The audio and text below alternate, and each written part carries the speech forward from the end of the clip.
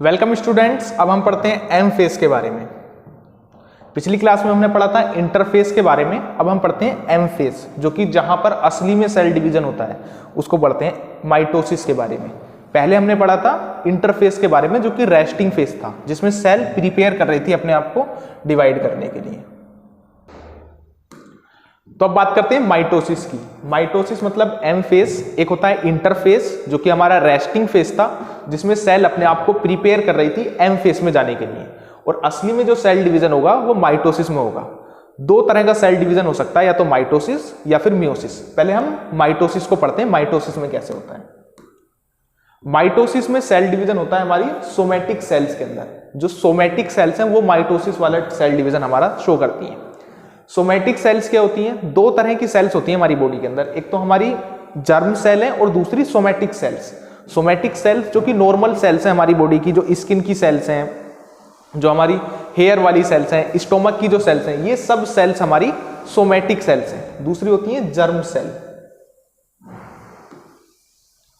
Germ cells वो sales जो कि सेक्स में इन्वॉल्व हैं, जैसे हमारी स्पर्म की सेल हो गई, या फिर एग हो गया, या ओवम हो गया, ये वाली सेल होती है हमारी जर्म सेल।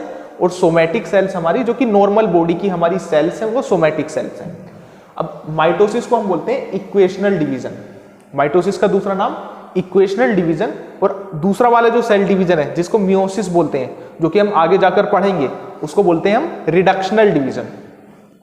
इक्वेशनल डिवीजन क्यों बोलते हैं इसको? क्योंकि जो इसमें नंबर ऑफ क्रोमोसोम्स हैं वो सेम रहते हैं, नंबर ऑफ क्रोमोसोम कम नहीं होते। जैसे ये हमारी पेरेंट सेल्स है, इसके अंदर क्रोमोसोम है 46। अब ये डिवाइड हो गई दो सेल में हमारी, और इन दो सेल के अंदर जो क्रोमोसोम रहेंगे वो भी 46 रहेंगे, इसके अंदर भी क्रोमोसोम 46 रहेंगे।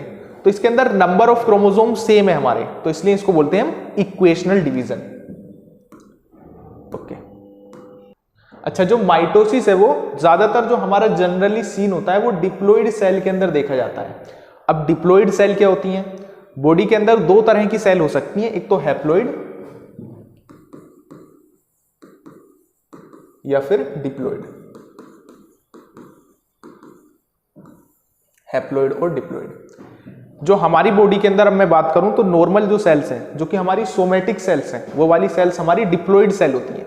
डिप्लॉइड सेल के अंदर मेन डिफरेंस ये है कि इसके अंदर दो सेट ऑफ क्रोमोसोम्स होते हैं। एक सेट हमारा फादर से आता है और एक सेट हमारा मदर से आता है। तो इन दो सेट ऑफ क्रोमोसोम्स को हम बोलते हैं 2n क्रोमोसोम्स है इसके अंदर, डिप्लॉइड सेल के अंदर। और जो हैप्लॉइड सेल हैं इनके अंदर only one set of chromosome होता है, जैसे n क्रोमोसोम हो गए।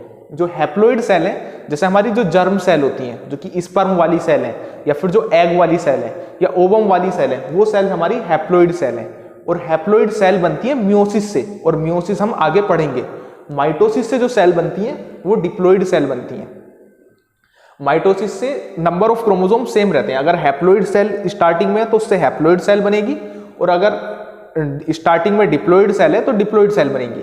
लेकिन मियोसिस से हमेशा हैप्लॉइड सेल ही बनेगी। स्टार्टिंग में मियोसिस के डिप्लॉइड सेल होगी और उससे हैप्लॉइड सेल बनेगी। तो मियोसिस के बारे में हम आगे पढ़ लेंगे, ज्यादा कंफ्यूज होने की जरूरत नहीं है। अभी हम पढ़ते हैं बस जो माइटोसिस है। माइटोसिस हमारी डिप्लॉइड सेल के अंदर होती है। डिप्लॉइड सेल जिनके पास दो सेट ऑफ क्रोमोसोम होते हैं, वन फादर से आता है, वन मदर से आता है। ठीक है, ये जो डिप्लॉइड सेल है इनके अंदर हमारी माइटोसिस होगी। लेकिन कभी कभी ये जो माइटोसिस है वो हैप्लॉइड सेल्स के अंदर भी हो सकती है। जैसे हमारे कुछ लोअर जो प्लांट्स हैं, जैसे एल्गी, ब्रायोफाइट्स, इनके अंदर जो माइटोसिस है वो हमारी हैप्लॉइड प्लांट्स के अंदर होती है। या फिर कुछ सोशल इंसेक्ट्स, जैसे हमारा हो गया honey bee, male honey bee जो होती है वो हैप्लॉइड सेल से मिलके बनता है, male honey B.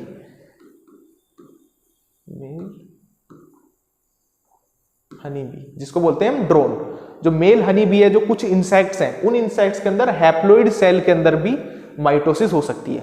Normally mitosis diploid cell के अंदर होती है, लेकिन कुछ लोअर प्लांट्स के अंदर और कुछ सोशल इंसेक्ट्स के अंदर, कुछ कीड़ों के अंदर जो माइटोसिस है वो हैप्लॉइड वाली सेल्स के अंदर भी हो सकती है। और माइटोसिस के अंदर होता है involve major reorganisation of cell component. जितने भी सेल के अंदर कंपोनेंट्स हैं वो सारे कंपोनेंट्स दोबारा से रीऑर्गेनाइज होते हैं। जो माइटोसिस है, माइटोसिस को याद करो, एम फेस को हमने दो पार्ट में डिवाइड किया था। एक तो कैरियोकाइनेसिस और दूसरा साइटोकाइनेसिस। कैरियोकाइनेसिस को बोलते हैं न्यूक्लियस का डिवीजन। अगर न्यूक्लियस डिवाइड कर रहा है तो उसको बोलेंगे कैरियोकाइनेसिस, अगर साइटोप्लाज्म डिवाइड कर रहा है उसको साइटोकाइनेसिस। तो कैरियोकाइनेसिस को हम पढ़ते हैं जिसके अंदर 4 स्टेज आती हैं। पहली स्टेज प्रोफेज, मेटाफेज, एनाफेज और टीलोफेज। इसको याद करो PMAT, PMAT, prophase, metaphase, anaphase and telophase. Prophase से हम स्टार्ट करते हैं 1 बाय 1 करके, इन चारों स्टेज को डिटेल में पढ़ने वाले हैं। ये हमारी पूरी कैरियोकाइनेसिस में आ जाएगी। उसके बाद हम साइटोकाइनेसिस के बारे में पढ़ेंगे। प्रोफेज से स्टार्ट करते हैं। दोबारा से अगर सेल है हमारी, स्टार्टिंग में सबसे पहले उसके अंदर आएगा हमारा G1 फेज। G1 फेज में सेल अपने आप को बड़ा करेगी, प्रोटीन बनाएगी, RNA बनाएगी अपने अंदर। और उसके बाद आएगा S फेज। S फेज में DNA डबल हो जाएगा, सेंट्रियोल्स डबल हो जाएंगे उसके अंदर, नंबर ऑफ क्रोमोसोम सेम रहेंगे। S फेज के बाद आएगा G2 फेज। G2 फेज के अंदर सेल बड़ी होती रहेगी, उसके अंदर प्रोटीन बनती रहेगी और ग्रोथ शो करेगी। इसके बाद आएगी हमारा M फेज, और M फेज हमारा 2 फेज में डिवाइडेड है, कैरियोकाइनेसिस और साइटोकाइनेसिस। अभी हम पढ़ रहे हैं कैरियोकाइनेसिस, और खुद कैरियोकाइनेसिस 4 फेज में डिवाइडेड है, प्रोफेज, मेटाफेज, एनाफेज और टीलोफेज। जो प्रोफेज है ये माइटोसिस का जो सबसे बड़ा फेज है। प्रोफेज हमारा माइटोसिस का सबसे बड़ा फेज है। और प्रोफेज किसके बाद आता है? S के बाद G2 फेज, G2 के पास जो M फेज का जो सबसे पहला वाला फेज है वो है प्रोफेज। ठीक है, अब G2 फेज में और S फेज में क्या हुआ था कि S फेज के अंदर DNA हमारा रेप्लिकेट हो गया था और वो एक दूसरे में इंटरवाइंड हो गया था। अब यहां पर आकर DNA जो है वो हमारा अनटेंगल होना शुरू होगा। यहां पर S फेज के अंदर DNA रेप्लिकेट हो गया था, DNA रेप्लिकेट होकर वो एक दूसरे के अंदर उलझ गया था। अब प्रोफेज के अंदर आकर वो DNA हमारा अनटेंगल्ड होना स्टार्ट होगा। तो प्रोफेज के अंदर जो कैरेक्टरिस्टिक इवेंट्स हैं, जो जो चीजें प्रोफेज के अंदर हो रही हैं, वो चीजें हमें यहां पर देखनी है। Chromosomal material, chromatin fibre are untangle and condense to form mitotic chromosomes. Prophase के अंदर हमारे क्रोमोसोम्स बनने स्टार्ट हो जाते हैं। अब ये जो लाइन है, इस लाइन का मैं मतलब समझाता हूं तुमको। यहां देखो, ये एक हमारी सेल है, इस सेल के अंदर ये न्यूक्लियस है, और ये सेल अभी हमारी G1 फेज के अंदर है। तो इसके अंदर ग्रोथ शो होगी सेल के अंदर, और सेल बस ग्रोथ शो करेगी, प्रोटीन बनाएगी, RNA बनाएगी, DNA डबल नहीं होगा। और सेल के अंदर जो DNA होता है वो खाली DNA की फॉर्म में नहीं होता, DNA हमारा क्रोमेटिन की फॉर्म में होता है। तो सेल के अंदर जो DNA होगा वो DNA के अंदर हमारी प्रोटीन के साथ ऐसे लिपटा हुआ DNA होगा, जिसको हम बोलते हैं क्रोमेटिन। अब G फेज से आती है हमारी S फेज। S फेज के अंदर ये जो DNA है, ये DNA हमारा डबल हो जाएगा। DNA डबल हो गया, कहने का मतलब जो क्रोमेटिन है वो डबल हो गया। DNA डबल हो गया, क्रोमेटिन डबल हो गई, और ये क्रोमेटिन आपस में एक दूसरे के साथ उलझ जाती है। डबल होकर आपस में एक दूसरे के साथ उलझ गई। उलझने के बाद हमारा आया S फेज में, और एक काम हुआ, जो सेंट्रियोल्स होता है वो भी डुप्लीकेट हो गया। इसके बाद आया हमारा G2 फेज। G2 फेज के अंदर कुछ नहीं हुआ, सेल अपनी बस ग्रोथ शो करी, और M फेज के लिए वो प्रिपेयर हो रही है।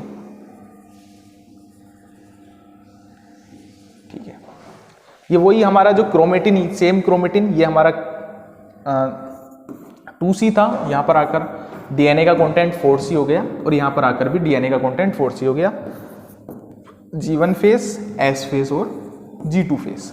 अब G2 फेज के बाद सेल एंटर करती है M फेज में, और M फेज के अंदर सबसे पहला वाला फेज आता है हमारा प्रोफेज।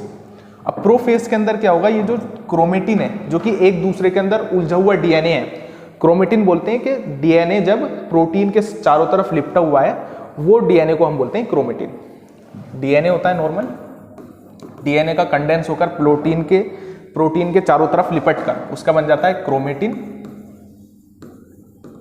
और क्रोमेटिन आगे चल के बनाती है हमारी क्रोमोसोम। तो यहां पर क्या हो रहा है, यहां पर ये क्रोमेटिन है। नॉर्मली हमारी सेल के अंदर नॉर्मल अगर देखें तो क्रोमेटिन हमें देखने को मिलती है, DNA हमें देखने को नहीं मिलता, क्योंकि DNA चारों तरफ लिपटा होता है प्रोटीन के, तो हम क्रोमेटिन ही देखते हैं बस। और जब सेल डिवाइड करती है उस टाइम पर क्रोमोसोम बनते हैं बस। वो भी कब बनेंगे, प्रोफेज में सबसे पहले हमारे क्रोमोसोम बनने स्टार्ट होंगे। अब यहां से G2 फेज के बाद आया प्रोफेज। ये हमारा प्रोफेज आ गया। प्रोफेज के अंदर ये जो क्रोमेटिन है, ये क्रोमेटिन अनटेंगल्ड होंगे। अनटेंगल्ड मतलब सुलझेंगे, उलझ रहे थे तो सुलझ गए, और सुलझ कर ये कंडेंस होकर क्रोमोसोम बनाएंगे। और क्रोमोसोम्स किस तरीके से बनाएंगे, पहले इस तरीके होंगे और ये क्रोमोसोम बनाएंगे इस तरीके के।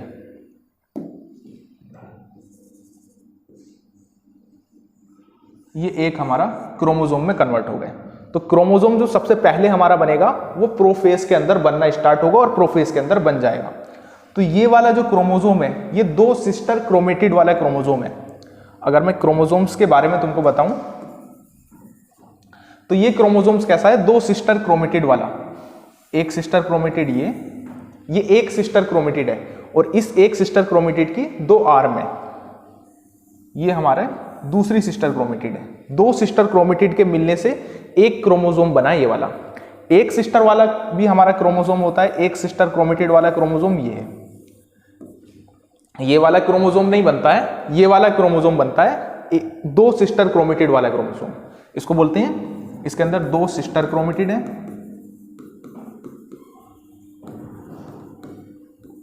और इसके अंदर 4 आर्म है।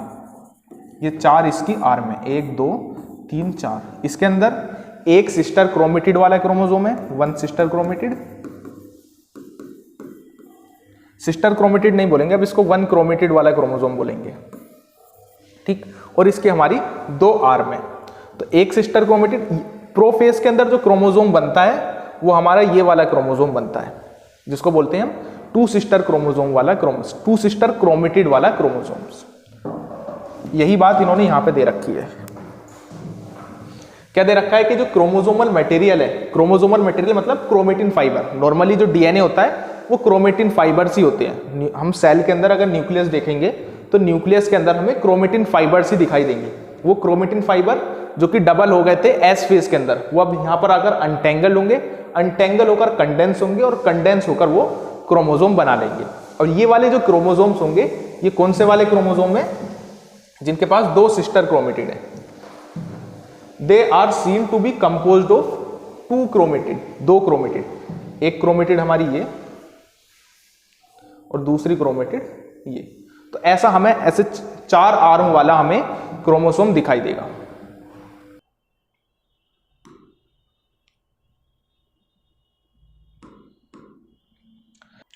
तो अब आगे पढ़ते हैं कि centrosome begin to move toward opposite pole of the cell. जो सेंट्रोसोम है अब वो अपोजिट पोल की तरफ मूव करना स्टार्ट कर देते हैं।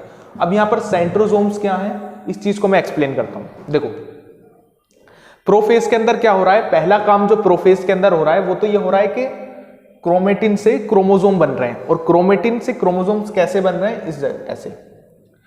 जो हमारा सेल है, सेल के अंदर हमारे डीएनए न्यूक्लियस, और न्यूक्लियस के अंदर जो डीएनए होता है वो क्रोमेटिन की फॉर्म में होता है, क्योंकि खाली डीएनए ऐसे नहीं पड़ा रहता, वो प्रोटीन के साथ लिपटा हुआ होता है, जिससे क्रोमेटिन बोलते हैं। अब क्रोमेटिन रेप्लिकेट हो जाता है एस फेज के अंदर और आपस में उलझ जाता है, उलझ के बन जाता है उसके, ऐसे उलझ के वो क्रोमेटिन उलझ गया। अब वो उलझा हुआ जो क्रोमेटिन फाइबर है, जो कि डबल हो चुका है, क्रोमेटिन फाइबर डबल हो चुके हैं किसके अंदर, एस फेज के अंदर।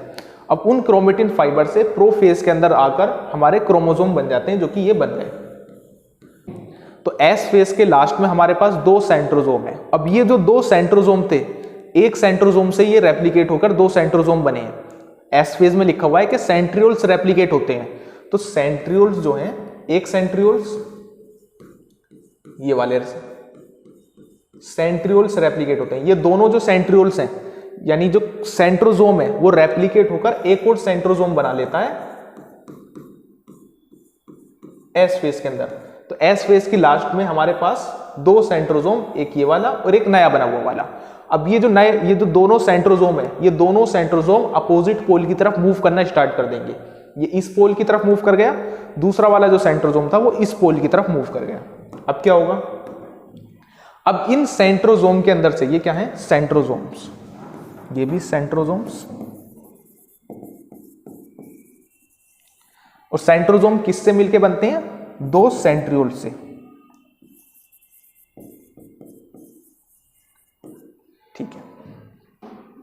ये भी हमारा सेंट्रोजोम है जो कि 2 सेंट्रियोल से मिलके बना है। अब इन सेंट्रोजोम के अंदर से माइक्रोट्यूब्यूल्स निकलना स्टार्ट होंगी। ये माइक्रोट्यूब्यूल्स निकलना स्टार्ट होंगे। ये क्या है? माइक्रोट्यूब्यूल्स, या फिर इसको बोलते हैं हम स्पिंडल फाइबर्स।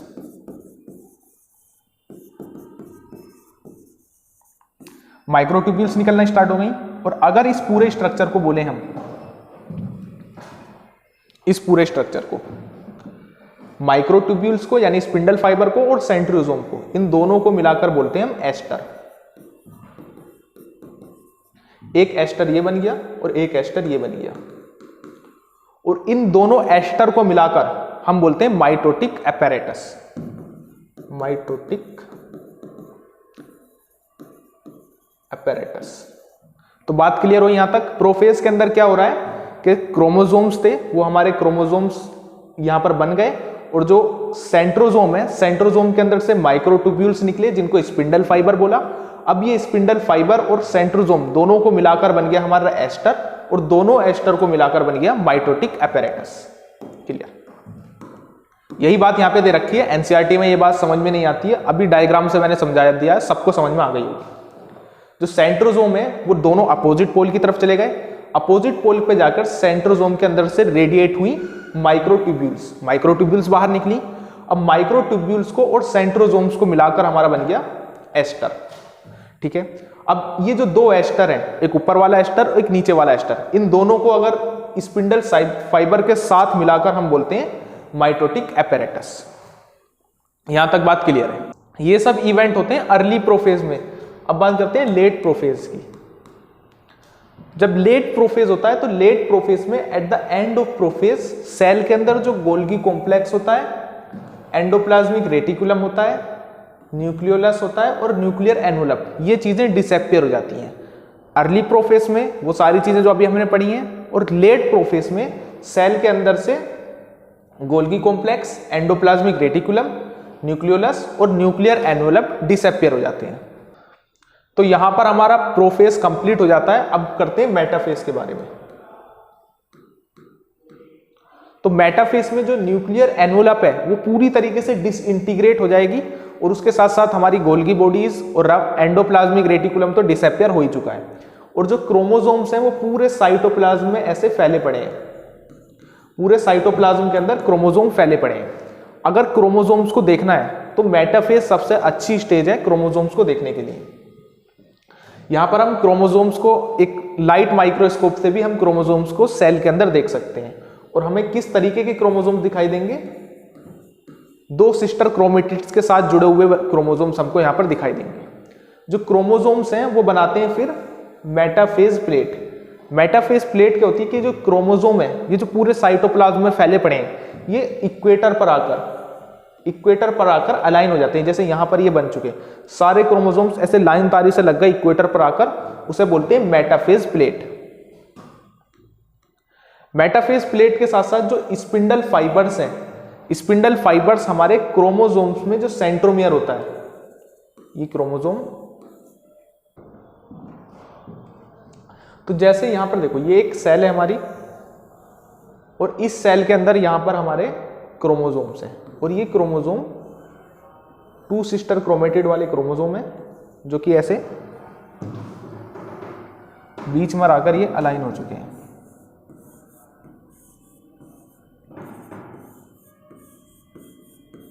इसको बोलते हैं कि ये बन गई हमारी मेटाफेज प्लेट, और क्रोमोसोम का जो बीच वाला पार्ट है इसे बोलते हैं सेंट्रोमियर। जो सेंट्रोमियर है और यहां से जो हमारे सेंट्रोजोम है, इनको बोलते हैं सेंट्रोजोम। सेंट्रोजोम से स्पिंडल फाइबर निकल रहे हैं, और वो सेंट्रोमियर के जो ये वाला पार्ट होता है, यहां पर होते हैं काइनेटोकोर्स।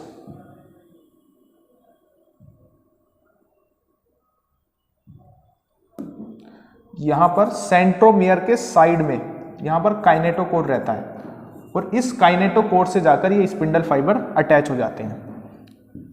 तो ये जो स्पिंडल फाइबर्स हैं ये इस काइनेटोकोर से जाकर अटैच हो जाएंगे, ऐसे अटैच हो गए। ठीक है, तो मेटाफेज में क्या हुआ, मेटाफेज प्लेट बनी जिसमें सारे क्रोमोसोम्स ऐसे सेंटर में आकर इक्वेटर पर आकर अलाइन हो गए, और जो सेंट्रोजोम है, सेंट्रोजोम से स्पिंडल फाइबर निकले, और वो स्पिंडल फाइबर्स जो स्पिंडल फाइबर जो ये हमारा क्रोमोसोम है, क्रोमोसोम का सेंट्रोमियर के साइड में काइनेटोकोर्स होता है, और काइनेटोकोर्स से जाकर अटैच हो गए। ठीक है, ये बात यहां पे दे रखी है कि जो स्पिंडल फाइबर्स हैं वो दोनों पोल से ऐसे निकल रहे हैं, ये हमारे स्पिंडल फाइबर निकल रहे हैं, और वो किससे अटैच हो रहे हैं, जाकर काइनेटोकोर से। काइनेटोकोर क्या है कि जो क्रोमोसोम है, क्रोमोसोम के जो बीच में है उसको बोलते हैं सेंट्रोमियर, और सेंट्रोमियर के साइड में होते हैं हमारे काइनेटोकोर्स, और काइनेटोकोर्स से जाकर हमारे ये स्पिंडल फाइबर अटैच हो जाते हैं। ठीक है, अगली फेज आता है हमारा एनाफेज। एनाफेज ये सबसे छोटा फेज है हमारा इसके अंदर, और एनाफेज के अंदर क्या होता है कि जो ये सेंट्रोमियर है वो टूट जाता है, और सेंट्रोमियर टूटने से जो क्रोमोसोम्स हैं वो आधे इधर की साइड चले जाते हैं और आधे इधर की साइड चले जाते हैं, इस तरीके से। ये हमारी सेल है, सेल के बीच में ऐसे सारे हमारे क्रोमोसोम लगे हुए हैं लाइन से, ये बने थे मेटाफेज के अंदर। अभी मेटाफेज के अंदर ये मेटाफेज प्लेट बन गई, अब यहां से स्पिंडल फाइबर सेंट्रोजोम से निकले और ये इनके काइनेटोकोर से जाकर चिपक गए, इस तरीके से। इतना काम हो गया था हमारा मेटाफेज के अंदर। अब एनाफेज के अंदर क्या होगा कि ये जो सेंट्रोमियर है, जो क्रोमोसोम है, वो बीच में से सेपरेट हो जाएंगे। एक सिस्टर क्रोमेटिड अलग सेपरेट हो जाएगी, एक सिस्टर क्रोमेटिड अलग सेपरेट हो जाएगी, इस तरीके से। इतना काम तो हमारा मेटाफेज में हो गया। अब इसके बाद एनाफेज चलते हैं। अब एनाफेज में क्या होगा कि ये जो क्रोमोसोम्स थे वो सेपरेट हो गए, और आधा क्रोमोसोम टूट के इधर आ गया, आधा इधर, आधा इधर, आधा इधर, इस तरीके से।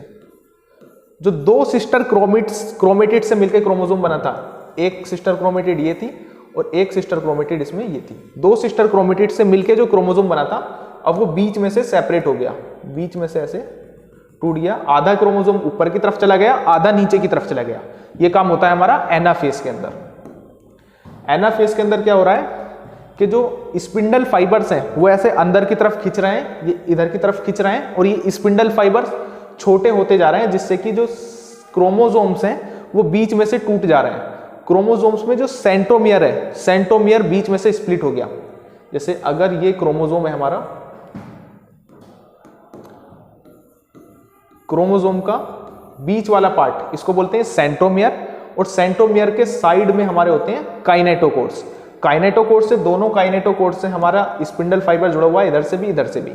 अब क्या होगा कि जो स्पिंडल फाइबर छोटे होंगे, ये वाला स्पिंडल फाइबर छोटा होगा और ये वाला स्पिंडल फाइबर भी छोटा होगा, तो ये जो क्रोमोसोम होगा वो बीच में से टूट जाएगा, इसका सेंट्रोमियर टूट जाएगा, तो क्रोमोसोम फिर अलग हो जाएगा। इस तरीके से हमारा स्ट्रक्चर हो जाएगा। एक हमारा पार्ट इसके साथ लग जाएगा, दूसरा वाला पार्ट हमारा उधर के साथ चला जाएगा। इसको इसके इधर हमारा एक सेंट्रोसोम, इधर हमारा एक सेंट्रोसोम। तो यहां पर सेंट्रोमियर जो है वो बीच में से स्प्लिट हो गया, और जो सिस्टर क्रोमेटिड्स हैं वो सिस्टर क्रोमेटिड्स अपोजिट पोल की तरफ मूव हो गई। एक आधे जो क्रोमोसोम है ऊपर की तरफ मूव हो गए, आधे क्रोमोसोम नीचे की तरफ मूव हो गए, अपोजिट पोल की तरफ वो मूव हो गए। अब बात करते हैं टीलोफेज की। टीलोफेज में क्या है कि जो हमारे क्रोमोसोम है, आधे क्रोमोसोम्स बीच में से टूटकर, जो सेंट्रोमियर है वो टूटकर आधी क्रोमेटिड्स ऊपर चली गई, आधी क्रोमेटिड्स नीचे चली गई। तो जो ऊपर वाली क्रोमेटिड्स थी वो डीकंडेंस हो गई। क्रोमेटिड्स हमारी क्रोमेटिन से मिलकर बनी थी, ये डीकंडेंस होकर क्रोमेटिन बना ली, और ऊपर इन्होंने एक अपना न्यूक्लियस बना लिया। नीचे वाली जो क्रोमेटिन थी उन्होंने अपना एक न्यूक्लियस बना लिया। तो आधे जो क्रोमोसोम ऊपर चले गए थे टूट के, उन्होंने अपना एक न्यूक्लियस बना लिया, और उसके चारों तरफ न्यूक्लियर एनवलप भी इन्होंने बना ली। ऐसे ही नीचे वाले जो हमारे क्रोमोसोम्स थे जो टूटकर चले गए थे बीच में से, उन्होंने अपना नीचे न्यूक्लियस बना लिया, और उसके चारों तरफ नीचे न्यूक्लियर एनवलप भी बना ली। तो एक सेल के अंदर अब दो न्यूक्लियस हो गए, एक तो ऊपर वाला न्यूक्लियस, एक नीचे वाला न्यूक्लियस। इसके चारों तरफ भी न्यूक्लियर एनवलप है, इसके चारों तरफ भी न्यूक्लियर एनवलप है। तो ये वाला ऊपर वाला किससे बना कि जो आधे क्रोमोसोम्स थे वो ऐसे बीच में से स्प्लिट होकर जो आधा था पार्ट क्रोमोसोम का, एक सेंट्रोमियर ऐसे बीच में से टूटा। सेंट्रोमियर टूटने के से जो एक क्रोमेटिन था वो ऊपर चला गया, एक क्रोमेटिन उसका नीचे आ गया। तो नीचे वालों ने अपना न्यूक्लियस बना लिया, ऊपर वालों ने अपना एक न्यूक्लियस बना लिया।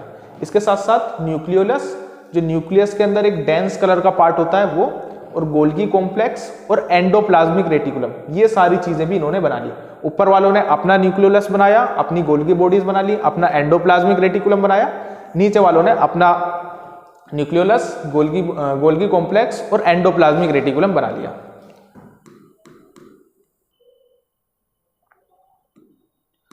अब यहां पर आकर हमारा कैरियोकाइनेसिस कंप्लीट हो जाता है। अब बात करते हैं साइटोकाइनेसिस की। कैरियोकाइनेसिस में प्रोफेज में जो क्रोमेटिन थे, क्रोमेटिन के कंडेंस होने से क्रोमोसोम बन गए थे। क्रोमोसोम बने थे 2 सिस्टर क्रोमेटिड वाले क्रोमोसोम। उसके साथ साथ जो सेंट्रोजोम थे वो सेंट्रोजोम अपोजिट पोल पर मूव हो गए थे और उसके अंदर से स्पिंडल फाइबर्स निकलना स्टार्ट हो गए थे, जिसको हम एस्टर बोल रहे थे। और दोनों ऊपर वाले और नीचे वाले एस्टर को मिलाकर हमारा बन रहा था माइटोटिक एपेरेटस। लेट प्रोफेज की बात करें तो न्यूक्लियोलस और हमारी न्यूक्लियर एनवलप, इसके बाद गोल्गी बॉडीज और एंडोप्लाज्मिक रेटिकुलम, ये सारी चीजें सेल से डिसअपियर हो गई थी। उसके बाद मेटाफेज आई। मेटाफेज के अंदर जो सेल है, सेल के अंदर जो क्रोमोसोम है वो ऐसे ही फैले पड़े थे। अगर क्रोमोसोम देखने हैं तो मेटाफेज सबसे अच्छी स्टेज है। इसके बाद वो क्रोमोसोम सारे इक्वेटर पर आकर अलाइन हो गए, जिससे बनी मेटाफेज प्लेट। और मेटाफेज प्लेट में जो क्रोमोसोम्स का सेंट्रोजोम है उसके साइड में होते हैं काइनेटोकोर्स, जहां से आकर स्पिंडल फाइबर अटैच थे। फिर आया एनाफेज। एनाफेज में जो सेंट्रोमियर है वो स्प्लिट हो गया और आधी क्रोमेटिन ऊपर चली गई, आधी क्रोमेटिन नीचे आ गई। ऊपर वाली क्रोमेटिन ने टीलोफेज में जाकर अपना अलग न्यूक्लियस बना लिया, नीचे वाली ने अपना न्यूक्लियस बना लिया। ऊपर वालों ने अपना गोल्गी बॉडीज, एंडोप्लाज्मिक रेटिकुलम, जो चीजें गायब हुई थी सेल से, वो ऊपर वालों ने भी बना ली और नीचे वालों ने भी बना ली। अब यहाँ पर न्यूक्लियस डिवाइड हो चुके हैं, कैरियोकाइनेसिस पूरी हो गई। एक ऊपर न्यूक्लियस हो गया, एक नीचे न्यूक्लियस हो गया।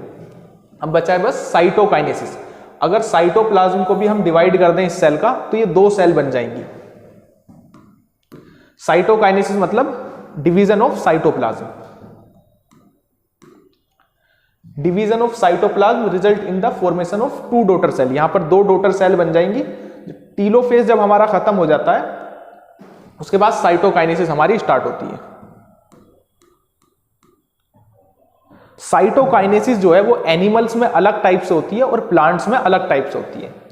अगर इसको मैं बताऊं, अगर पहले एनिमल्स में देखें तो एनिमल में ये एक सेल है, एनिमल सेल, और यहां पर एक न्यूक्लियस ये बन गया, एक न्यूक्लियस ये बन गया। इसके बाद यहां पर क्लीवेज बनना स्टार्ट होगा, ऐसे बीच में से ये टूटनी स्टार्ट होगी एनिमल सेल। तो इतनी टूट गई, ऊपर की तरफ से टूट रही है और अंदर की तरफ को वो गहरी होती जा रही है। एक न्यूक्लियस ये, एक न्यूक्लियस ये।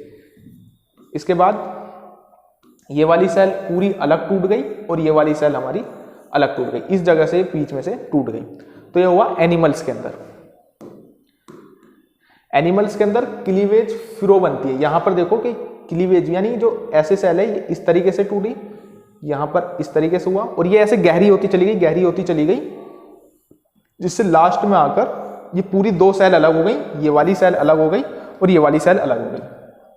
इसको यहां पर देखें तो ये एक हमारी सेल थी जिसके अंदर 2 न्यूक्लियस हैं। ये हमारी टीलोफेज के बाद की सेल है जो कि एक एनिमल सेल है। एनिमल सेल में ये बाहर की तरफ से ये ऐसे गहरा होता चला गया और ये और गहरा ऐसे अंदर को होता चला गया और गहरा होता चला जाएगा, जिसके बाद ये पूरी सेल हमारी 2 अलग अलग सेल में टूट जाएगी। इसको बोलते हैं क्लीवेज और फ्यूरो से हमारा इसके अंदर साइटोकाइनेसिस हो रही है। तो ऐसे हमारी जो एनिमल सेल है वो 2 में डिवाइड हो गई, एक अलग हो गई, दूसरी अलग हो गई। ये हमारी एनिमल सेल जिसके अंदर 2 न्यूक्लियस हैं, टीलोफेज के बाद की सेल। इसके बाद इसके अंदर पहले ऐसे करके क्लीवेज बनना स्टार्ट हुआ, अब ये और ज्यादा गहरा हो जाएगा इस तरीके से, और इसके बाद लास्ट में आकर 2 में हमारी सेल टूट जाएगी। ये बीच में इसका न्यूक्लियस है। ये हो गया हमारा एनिमल्स के अंदर। अगर प्लांट्स के अंदर देखें तो प्लांट्स के अंदर बनती है सेल प्लेट। सेल प्लेट कैसे बनती है कि ये हमारी टीलोफेज के बाद की सेल है। अब इस सेल के अंदर यहां पर ये पूरी एक सेल है जो कि टीलोफेज के बाद की। यहाँ पर एक न्यूक्लियस ये है और एक न्यूक्लियस ये है। इसके बीच में यहाँ पर अंदर से सेल प्लेट बनना स्टार्ट होगी, ये बाहर की तरफ को, ये बाहर की तरफ को, और बाद में बीच में ये दोनों सेल को अलग कर देगी। इसको देखो इस तरीके से। प्लांट सेल के अंदर एक सेल है जिसके अंदर यहाँ पे न्यूक्लियस है और यहाँ पे न्यूक्लियस है। अब इसके अंदर बीच में से यहाँ से सेल प्लेट बनना स्टार्ट होगी, ऊपर की तरफ को और नीचे की तरफ को। ये ऐसे बाहर की तरफ को बनना स्टार्ट होगी और इवेंचुअली बाद में क्या होगा कि ये पूरी यहाँ से ऐसे बन जाएगी और इसको बोल देंगे फिर मिडल लैमेला।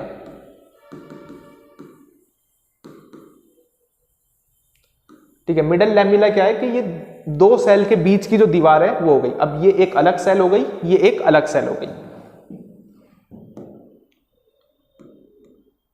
ठीक है, प्लांट सेल के अंदर भी वही सब हो रहा है जैसे एनिमल सेल के अंदर हो रहा था, बस यहां पर क्या होता है सेल वॉल बनती है और अंदर से डिवाइड होती है। एनिमल सेल के अंदर देखें तो एनिमल सेल के अंदर क्या हो रहा था, अगर दोनों को कंपेयर में करूं, एनिमल सेल में साइटोकाइनेसिस हो रही थी। जैसे ये सेल थी, ये ऐसे इस तरीके से डिवाइड होगी और ये अलग हो जाएगी, ये अलग हो जाएगी। अगर प्लांट सेल को देखो तो प्लांट सेल में ये न्यूक्लियस है और जो सेल है वो अंदर से डिवाइड होना स्टार्ट होगी यहाँ से, और ये ऐसे ऊपर की तरफ को जाएगा, ये ऐसे नीचे की तरफ को, और लास्ट में आकर जो सेल है वो पूरी तरीके से डिवाइड हो जाएगी। ये एक सेल हो गई, ये दूसरी सेल हो गई। तो ऐसे हमारी ये साइटोकाइनेसिस प्लांट्स में होती है, ये एनिमल्स में, ये एनिमल्स में, ये हमारी प्लांट्स में। ठीक है, अब ये जो बीच वाली जो लाइन हो गई इसको बोल देते हैं हम मिडल लैमेला। मिडल लैमेला जो कि कैल्शियम पैक्टेट का मिलके बनता है। ठीक है, अच्छा ये तो हो गया हमारा गोल्गी बॉडीज वगैरह ये सब। जो हमारे और ऑर्गेनल्स हैं जैसे माइटोकॉन्ड्रिया, प्लास्टिड, ये वाले जो और ऑर्गेनल्स हैं, ये वाले ऑर्गेनल्स खुद अपनी साइटोकाइनेसिस करते हैं, खुद ये हमारा अपना फिजन करते हैं। ये वाले सेल के साथ साथ डिवाइड नहीं करते हैं। माइटोकॉन्ड्रिया खुद अपना फिजन करता है और प्लास्टिड भी खुद फिजन करता है, और ये दोनों डॉटर सेल के बीच में डिस्ट्रीब्यूट हो जाते हैं। कुछ ऑर्गेनिज्म में कैरियोकाइनेसिस के बाद साइटोकाइनेसिस नहीं होती है, जैसे हमारा उसमें मल्टी न्यूक्लियर कंडीशन आ जाती है। अब देखो टीलोफेज के बाद सेल कैसी हो गई, ऐसी हो गई, दो न्यूक्लियस है उसके अंदर। इसके अंदर बोल दे कि कैरियोकाइनेसिस हो गई। अगर इसके अंदर साइटोकाइनेसिस ना हो तो एक ही सेल के अंदर एक से ज्यादा न्यूक्लियस हो गए, तो इसको बोलते हैं मल्टी न्यूक्लिएटेड कंडीशन, जिसको बोलते हैं सिंसीटियम कंडीशन। ऐसी कंडीशन हमको दिखाई देती है जो कि लिक्विड एंडोस्पर्म में कोकोनट का जो गोले का जो पानी है वो क्या है, मल्टी न्यूक्लिएटेड कंडीशन में होता है। मल्टी न्यूक्लिएटेड कंडीशन का मतलब है उसके अंदर एक सेल के अंदर कई सारे न्यूक्लियस होते हैं, जिसमें कि कैरियोकाइनेसिस के बाद अगर साइटोकाइनेसिस ना हो, कैरियोकाइनेसिस हो जाए, न्यूक्लियस तो डिवाइड हो गया लेकिन साइटोकाइनेसिस नहीं हुई, सेल अंदर से तो न्यूक्लियस दो में डिवाइड हो गया लेकिन सेल दो में डिवाइड नहीं हुई, तो उसको बोलेंगे कैरियोकाइनेसिस हो गई, साइटोकाइनेसिस नहीं हुई। और ऐसी कंडीशन को बोलते हैं मल्टी न्यूक्लिएटेड कंडीशन या फिर सिंसीटियम कंडीशन। और ऐसी कंडीशन हमको देखने को मिलती है लिक्विड एंडोस्पर्म इन कोकोनट। जो गोले का पानी होता है उसके अंदर हमें मल्टी न्यूक्लिएटेड कंडीशन देखने को मिलती है। अब बात करते हैं सिग्निफिकेंस ऑफ माइटोसिस। माइटोसिस के क्या क्या फायदे हैं। पहला फायदा है it produce diploid daughter cell with identical genome. जो माइटोसिस होता है, माइटोसिस में जो जैसी पेरेंट सेल है बिल्कुल सेम उसकी डॉटर सेल होंगी, इसके अंदर कोई डिफरेंस नहीं होगा। लेकिन अगर मियोसिस होती, जो कि हम आगे पढ़ेंगे, उसके अंदर जो डॉटर सेल्स होती हैं वो पेरेंट से थोड़ी सी अलग होती हैं। तो इसमें जो ये 2n सेल है और ये भी 2n रहेगी, ये भी 2n रहेगी। दूसरी चीज, इनके अंदर जो नंबर ऑफ क्रोमोसोम्स हैं वो भी सेम रहेंगे। जितने क्रोमोसोम्स यहां पर उतने ही क्रोमोसोम्स उनकी डॉटर सेल में। पहली चीज के जो डॉटर सेल है वो बिल्कुल आइडेंटिकल है पेरेंट से, और दूसरी चीज जो नंबर ऑफ क्रोमोसोम है वो सेम रहते हैं माइटोसिस के अंदर, इसीलिए इसको बोलते हैं हम इक्वेशनल डिवीजन। अगली चीज, माइटोसिस में क्या होता है कि जितने भी मल्टी सेल्यूलर ऑर्गेनिज्म है जो ग्रोथ शो करते हैं, हम जो बड़े होते हैं, जितनी भी ग्रोथ होती है हमारे अंदर वो सब माइटोसिस से होती है। और it restore the nucleocytoplasmic ratio that distribute due to the cell growth. Cell growth होती है तो सेल बड़ी होती है, और सेल बड़ी होती है तो उसका साइटोप्लाज्म इंक्रीज होता जाता है। अगर साइटोप्लाज्म बहुत ज़्यादा इंक्रीज हो गया और न्यूक्लियस हमारा उतना ही रहा, तो साइटोप्लाज्म बहुत ज़्यादा हो गया, न्यूक्लियस उतना ही रहा, तो माइटोसिस होने से क्या होगा कि साइटोप्लाज्म और न्यूक्लियस दोनों हमारे डिवाइड हो जाएंगे, तो फिर नई वाली जो सेल आएंगी उनके अंदर साइटोप्लाज्म और न्यूक्लियस का जो रेशियो है वो इक्वल हो जाएगा। अगली चीज, it help in cell repair replacement, example cell of the upper layer of the epidermis, lining of the gut and blood cells. जितनी भी हमारे अंदर रिपेयरिंग होती है और सेल हमारी रिप्लेस होती रहती हैं, जैसे हमारी एसिड, पेट के अंदर एसिड बनता है जिससे कि स्टोमक की सेल हमारी बेकार होने लगती हैं, जो कि डैमेज हो जाती हैं, वो सेल हमारी रिपेयर होती हैं, सब माइटोसिस करते हैं। जितनी भी हमारी ब्लड की सेल्स हैं वो दोबारा से रीजनरेट होती हैं माइटोसिस से। तो माइटोसिस हमारे रिपेयरिंग में और हमारी ग्रोथ में और हमारा ये इक्वेशनल डिवीजन, इस डिवीजन में जितने नंबर ऑफ क्रोमोसोम पेरेंट के पास हैं, सेम नंबर ऑफ क्रोमोसोम्स हमारे डॉटर सेल्स के अंदर होंगे, और डॉटर सेल्स पूरी तरीके से आइडेंटिकल होगी पेरेंट से। तो आज की क्लास यहीं एंड करते हैं। अगली क्लास में हम पढ़ेंगे मियोसिस के बारे में।